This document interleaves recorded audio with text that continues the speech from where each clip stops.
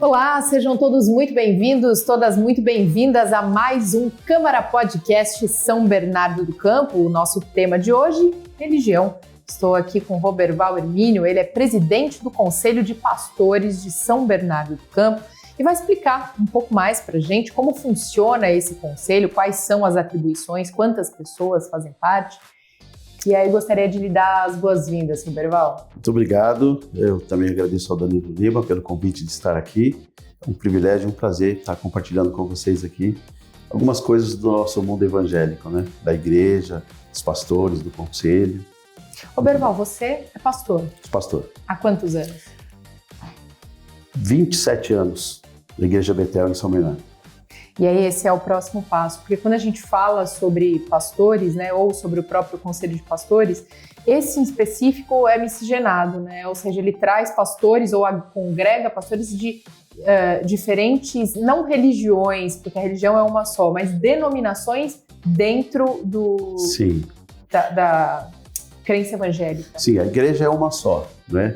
Tem uma só doutrina, um só livro, Bíblia Sagrada, mas existem muitas expressões de fé, pentecostal, neopentecostal, tradicional, reformado, presbiteriano, batista. Então tem um número enorme assim, de diversidade, né? Eu costumo dizer assim, existe diversidade na unidade, né? Uma brincadeira que eu faço de vez em quando, eu falo, qual é o nome da sua igreja? Quando tá aquela reunião tem 100, 200 pastores, aí você imagina 200 pastores gritando cada um o nome da sua igreja. Ninguém entende nada. Aí eu falo, qual é o nome do dono da sua igreja, do Senhor da sua igreja? Aí, Jesus. Aí a gente mostra a diversidade e essa unidade. Perfeito. E desde quando existe o Conselho de Pastores em São Bernardo? 2007, talvez um pouquinho antes, mas ele foi se organizando, né? Algumas associações foram formando e hoje nós temos o Conselho bem consolidado, trabalhando bastante firme aí, trabalhando na unidade dos pastores. E com qual finalidade ele foi formado? A finalidade é aproximar os pastores. Por exemplo, eu não conhecia quase nenhum pastor da cidade. Pastor é um povo que não tem muita amizade, assim, devido às suas atribuições, tarefas e tal. E o conselho, ele causou essa proximidade. Nós tomar um café, conversar, almoçar. Então a gente começou a promover a unidade. Eles começaram a se conhecer, promover café, seminários, algumas questões teológicas, até alguns encontros políticos, a Marcha para Jesus e várias atividades na cidade que promovem a unidade da igreja também. Aquela mistura bonita e que fica linda. E hoje são quantos pastores membros do conselho? Olha, tem um dos bairros lá, para você ter uma ideia, tem mais de 200 igrejas. Então cada igreja tem 1, 2 pastores, tem o pastor titular e tem os auxiliares. Então você vê um número enorme. Então no conselho a gente tem um número de 200, 300, às vezes chega uma lista de 700, mas não é que faz parte do conselho. Aparece lá um dia, aparece outro, as agendas, as dificuldades que tem, mas tem aqueles ativos. Então eu tenho uma amizade de pelo menos uns 80, intimidade de pelo menos uns 20, 25 aí, de um na casa do outro, das nossas esposas se conhecem, mas esse número é meio que indefinido, a gente não pode cravar, olha, tem tantos, mas a cidade tem bastante. E essa expressão religiosa, né, a expressão evangélica em São Bernardo do Campo é muito grande, né, hoje você diria que está entre as principais?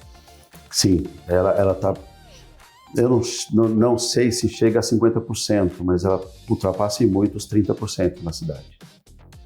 Não só daqueles que de fato são comprometidos com a igreja, que participam, como aqueles que são simpatizantes, que gostam ou que já foram, né, já participaram e dizem que há um número muito maior que gente hoje que se declara evangélico, cristão, mas não tem um compromisso com uma igreja local, mas que ali os valores estão nele.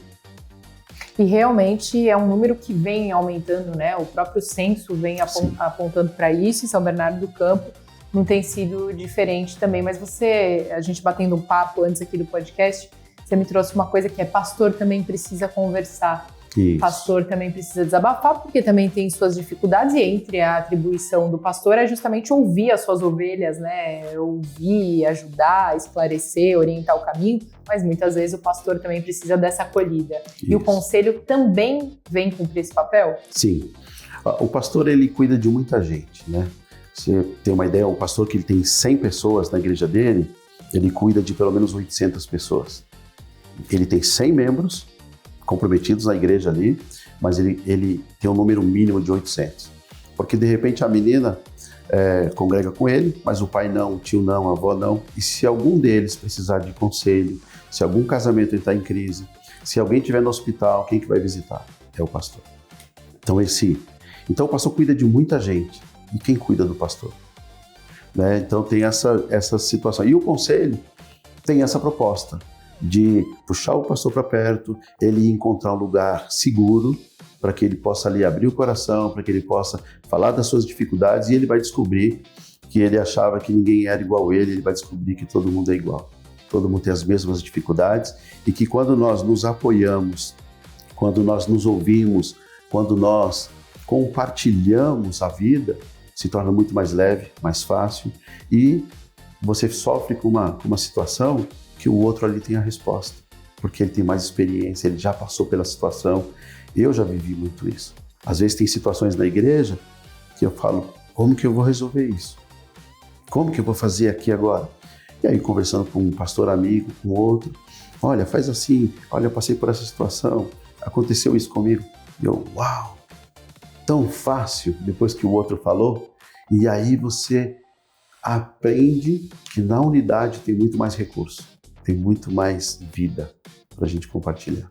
Então o pastor precisa muito de acreditar, de entender que ele precisa de amigos. Amigos oxigenam a alma, amigos curam, amigos são muito bons. Até porque é depositada, né, no pastor aí uma responsabilidade, uma confiança, uma credibilidade muito grande. Sim, ele tem que ter respostas. E eu tinha esse peso sobre mim que eu achava que eu tinha que ter todas as respostas, né? Nós buscamos, nós pedimos, nós oramos a Deus, nós clamamos ao Senhor, buscamos a Escritura. Na Escritura, sim, tem todas as respostas para as questões não orgânicas, né? As questões de alma, da vida, os dilemas da vida. E nós buscamos ali. Então, eu num curso que eu fiz em Pedras Vivas com o pastor Jairo Cáceres, eu recebi ali um alívio muito grande, porque eu achava que eu tinha que ter as respostas. E aí eu descobri que nem sempre as respostas vêm de imediato. É uma caminhada, a gente chama de discipulado. A gente tem que depender de Deus. Ele sim tem as respostas e Ele nos guia, Ele cria as conexões para que a gente leve as pessoas a serem transformadas. Transformadas em quê? A imagem e semelhança de Deus, do Senhor Jesus. Agora, se por um lado a gente falou quanto tem aumentado, né, o engajamento das pessoas com relação a essa determinação, né, ao Evangelho, por outro lado, a gente infelizmente ainda vive com algumas intolerâncias religiosas, né?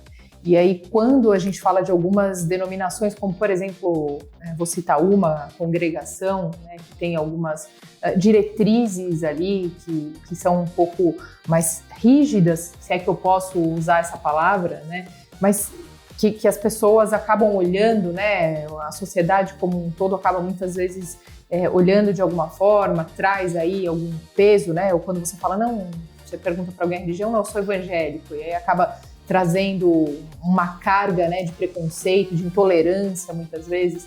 Como é lidar com isso sendo pastor hoje, onde tanta fake news, tanta mentira, ou muitas vezes tanta verdade, porque tem muita gente fazendo o errado também, né, e é propagado por aí?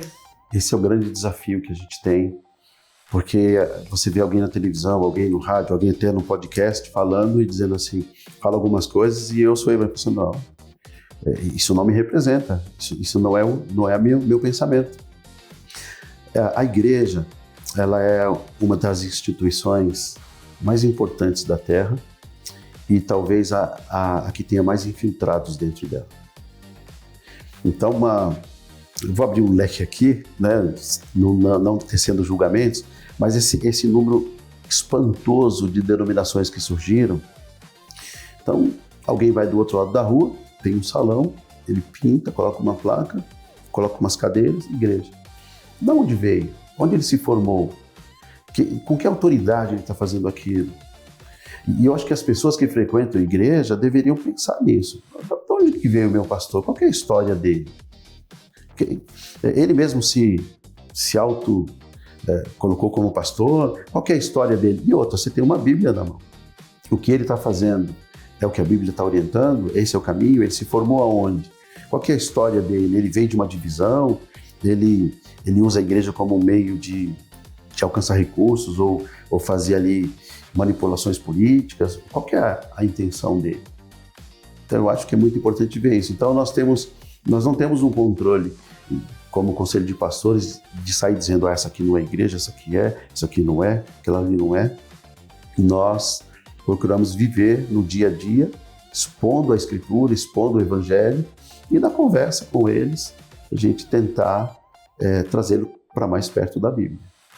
Mas isso mostra muito também, como você citou, né, essas portas que são abertas, né, muitas vezes, sem que tenha realmente um respaldo teológico, muitas vezes, por trás, uma formação, né, desse profissional, que como qualquer outro precisa ter.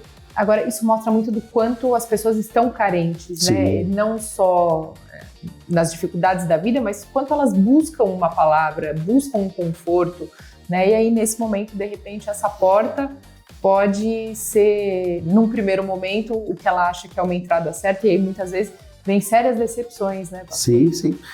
Pessoas vulneráveis, pessoas carentes são vulneráveis e elas são presas fáceis para falsos profetas. Uma das promessas e advertências de Jesus para os últimos dias, né? E o falso profeta, ele não se preocupa com a verdade. Ele quer fazer você se sentir bem. Ele quer técnicas e macetes de arrepiar e fazer, estou aliviado, estou melhor. Mas isso não transformou a tua vida, né? Eu falo da água, coisa de quinta série. A água, ela não pode ter cor, nem cheiro, nem gosto. Aí você fala assim, nossa, que líquido mais, né, sem graça, não tem cor, não tem cheiro. Mais ou menos isso é o Evangelho. Mas aí alguém fala assim, não, mas vou dar uma incrementada aqui. Espreme aqui uns 3 limões, talvez com um pouco de leite condensado, aquela limonada gelada, né?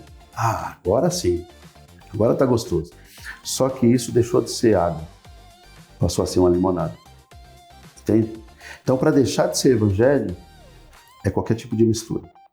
Então, se o alvo, o propósito, a motivação que eu tenho é me beneficiar, é buscar recursos, é usar isso como coisas políticas ou qualquer outra coisa, é um grande perigo. O Evangelho é puro e simples, como bem escreveu C.S. Lewis na sua obra, e ele vem cuidar de você, ele vem tratar do teu coração, da tua vida. Então, eu costumo dizer para as pessoas, se você entrou numa igreja e as pessoas não perguntaram nada de você, não quiseram se interessar por como você está, seu marido, seus filhos, você está bem, sabe, se esse não é o alvo, toma muito cuidado. É muito fácil você observar qual o interesse daquela igreja, qual é o alvo dela, entende? Então a igreja, ela tem o alvo de cuidar de você, de tornar você uma pessoa parecida com Jesus, cuidar das suas emoções, cuidar de todas as áreas da sua vida. Então, existem aquelas que gostam de incrementar, né? Você pega a água, você fala, não, vou passar aqui no pó, aqui no café, vou aquecer essa água, deixou de ser água também. Ali, café contém água, mas você não pode dizer que é água, você vai dizer que é café. Fazem muito isso com o Evangelho. E aí, retomando, voltando para o conselho, né, também é um dos papéis esse de mostrar para as pessoas, né, o que é água, do que é café, o que é água, do que é uma limonada suíça? O conselho é um pouco mais difícil disso, porque isso vai ficar a cargo das pessoas. O conselho não tem essa proposta de definir o que é e o que não é igreja, né? Então a gente não entra muito nas particularidades o nosso alvo é o pastor. é trazê-lo para perto, é promover a unidade, é talvez fazer alguma coisa juntos, juntar várias igrejas, e a gente pode promover muita coisa legal juntos. E aí também, na unidade, tem as situações, olha, com esses aqui eu não me uno, existe isso. Com aquele lá eu não me uno, com esse aqui eu já me uno. Pensamentos diferentes, questões teológicas, a forma de olhar a Escritura, a forma de ler a hermenêutica que é usada, né? Então, como que cada um enxerga a palavra de Deus. E outros, eu preciso dizer isso, né? Existem pastores que nunca leram a Bíblia toda. É difícil. É isso. E, claro, sem dúvida, né? Muitas pessoas pensam, poxa, mas né? Pessoas comuns, né? Poxa, eles vão me pegar depois, né? Imagina só ler a Bíblia toda, né? Um livro muito longo. Mas é como você ter uma profissão e não ter passado por todas as fases dela, não ter feito toda a faculdade, não ter cumprido todos os anos, todas ali as disciplinas. É isso, estou correta, pastor? Sim, a ferramenta que o pastor tem para usar é a palavra de Deus, é a Escritura. Então ele precisa conhecê-la, ele precisa estudá-la, ele precisa entender o que o texto está dizendo. Se eu ler um texto e eu falar algo de mim mesmo, isso que eu falei não é a palavra de Deus. A palavra de Deus é eu dizer o que o texto está dizendo.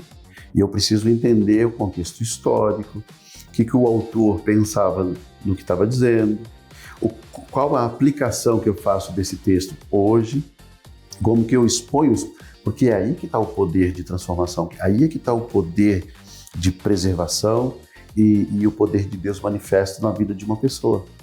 Dizer o que Deus disse, né? Eu dar a minha palavra, suplantar a palavra de Deus, isso é um perigo enorme. A Bíblia é interpretação, né? Do começo ao fim, ou aplicação daquela palavra em situações diversas do nosso cotidiano. Realmente, né? Muitas vezes não está escrito exatamente uma dificuldade que você passou ali na Bíblia, mas tem uma situação análoga que pode se aplicar ali e te dar um direcionamento. Como a igreja evangélica hoje, como o conselho hoje, né? Nesse bate-papo entre pastores, lida com esse número de modernidades, digamos assim, que surgem. E é natural, né, que uma sociedade que se modifica e que está em constante transformação passe por uma série delas, né? Uma das promessas dos últimos dias que a palavra de Deus traz é exatamente essa diversidade de interpretação. Mas a Bíblia ela tem somente uma interpretação. E o único intérprete da Escritura segura é a própria Escritura. Entende? A palavra de Deus ela não pode falar uma coisa aqui e depois outra coisa aqui. Ela nunca se contradiz.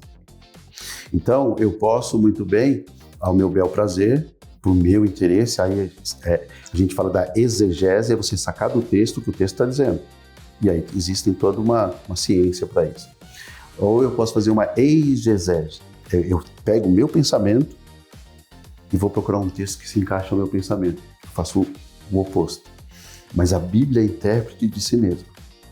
E ela é inerrante, não tem falhas, não tem erros. E se aquele que conhecê-la, que aprendê-la, vai descobrir isso. E vai encontrar um porto seguro. Bem, gostaria de agradecer demais o pastor hoje nesse bate-papo aqui no nosso Câmara Podcast São Bernardo do Campo, trazendo um pouco mais, explicando um pouco mais não só sobre a função do conselho, mas também sobre a religião, que é tão importante que todos saibamos, conheçamos e principalmente, né, pastor? Todos temos que respeitar. A função da igreja, do conselho de pastores é servir a igreja, é apoiar a igreja local, e a função da igreja é anunciar o evangelho, é dizer, contar a história de Jesus, contar a história da humanidade, mostrar que Jesus morreu na cruz para salvar, que na cruz ele trouxe justificação, que na cruz ele trouxe redenção, que na cruz ele trouxe o perdão dos pecados e a vida eterna para todos aqueles que nele crê e confia na morte dele. Então essa é a função da igreja, dizer o que Jesus disse, expor a Escritura de forma simples e clara. Essa é a nossa função. E a função do conselho é apoiar os pastores para que eles façam bem o seu trabalho. Maravilha. Mais uma vez, muito obrigada, muito obrigado. pastor. Muito obrigada a você que esteve conosco até aqui e até o próximo Câmara Podcast São Bernardo do Campo. Eu espero por você.